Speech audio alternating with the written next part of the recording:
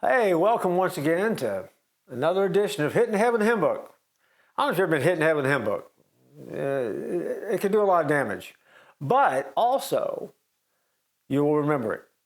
The hymns we're talking about in this series, this ongoing series, at this point, a series that has no end in sight, are great classic traditional hymns that have been used in church for years and years, but more importantly, we're peeling back and looking between the notes to see what the story behind the song really is. Today, a song that is a Thanksgiving song is called "This Is My Father's World." You may have heard of it, you may have sang it. If so, it was a song that was written in 1901, so it's been around a long time. Maltby Babcock was arguably the most remarkable student Syracuse University had ever seen. Hailing from an aristocratic family, he was a brilliant scholar with a winning personality. He was tall, steel-muscled, outstanding athlete, expert swimmer, captain of the baseball team. He also directed the university's orchestra, played several instruments, and composed original compositions. He was a proficient vocalist. He directed the university glee club. He entertained other students by drawing, and then he even did impersonations. And on the side, when he had some free time, he was an avid fisherman. This guy had it all. He would have been successful in any profession, but God called him to the ministry. And so, from Syracuse University, he went to Auburn Theological Seminary. He became pastor of the First Presbyterian Church in Lockport, New York. Beautiful area between Lake Erie and Lake Ontario, not far from Niagara Falls. Maltby enjoyed hiking and running in the hills outside. And one day he told his office administrator, "I'm going out to see my father's world." And he would go out and he would run a couple of miles into the countryside and lose himself in nature.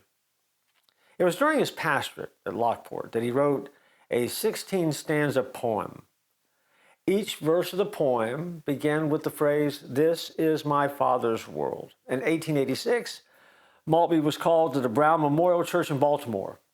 While there, he traveled widely. He was in great demand on college campuses, motivating college students. He was a fresh, engaging speaker who never failed to say something that would stimulate and encourage students. In 1899, he moved to the Brick Presbyterian Church in New York City. He found it more difficult to go on hikes there in the big city. He had a hard time getting out in nature like he used to. The workload was enormous, but Maltby faced it stoically, and he wrote in his journal, "Be strong. You're not here to play, to dream, to drift. You have hard work to do and loads to lift. Do not shun the struggle. Face it. It's God's gift to you. Be strong." When he was 42 years old, the church presented him with a special gift, a pilgrimage to the Holy Land. And with great excitement, Maltby departed by ship. While en route to Naples, Italy, he was seized with a bacterial fever, and he died at the Inspiration Hospital May 18, 1901.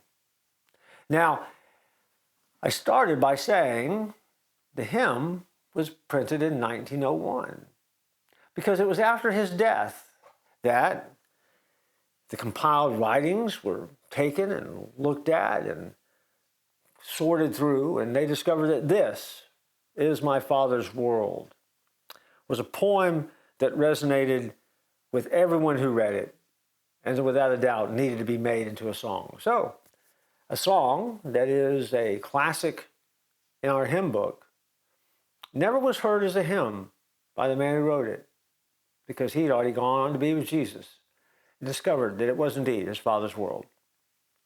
I look forward to joining you next time, Hitting Head with Hymn Book.